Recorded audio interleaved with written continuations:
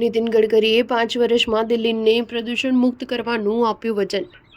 કેન્દ્રીય મંત્રી નીતિન ગડકરીએ આગામી 5 વર્ષમાં દિલ્હીને પ્રદૂષણથી મુક્ત કરવાનું વચન આપ્યું છે. તેમણે રાષ્ટ્રીય રાજધાનીના પરિવહન નેટવર્કને વિકસિત કરવા અને આગામી દિવસોમાં પ્રદૂષણના સ્તરને ઘટાડવા માટે 12,500 કરોડ રૂપિયાના રોકાણનું આયોજન કર્યું છે. દિલ્હીમાં નવેમ્બરથી જ પ્રદૂષણનું સ્તર ખૂબ ઊંચું છે અને વાયુ ગુણવત્તા સૂચાંક ખૂબ ખરાબ શ્રેણીથી ઉપર છે. પ્રદૂષણને ઘટાડવા માટે અન્ય ઉપાયો સિવાય છેલ્લા 2 મહિનામાં દિલ્હીમાં BS3 પેટ્રોલ અને BS4 ડીઝલ કારો પર 2 વખત પ્રતિબંધ લગાવાયો. દિલ્હીમાં એક વખત ફરી પ્રદૂષણનું સ્તર ખૂબ વધુ છે અને AQI 350 પોઈન્ટથી આસપાસ છે. એર ક્વોલિટી મેનેજમેન્ટ કમિશન પોતાના graded response action plan stage 3 હેઠળ પ્રતિબંધોને પાછા લાવી શકે છે.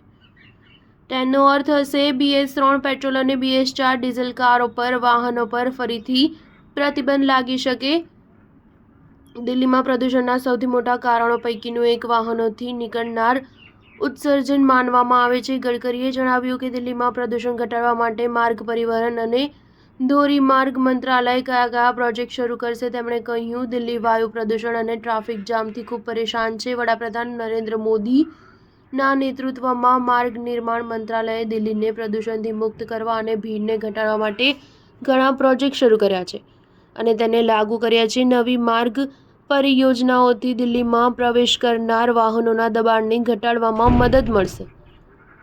ગડકરીએ દિલ્હીમાં પ્રદૂષણ ઘટાડવા માટે સ્વચ્છ ઇંધણ પર પણ જોર આપ્યું. તેમણે કહ્યું, અમારી સરકાર ઇલેક્ટ્રિક બસ, કાર અને સ્કૂટર લઈને આવી કેમ કે દિલ્હીનું 40% પ્રદૂષણ અશ્મિભૂત બળતણથી થાય છે.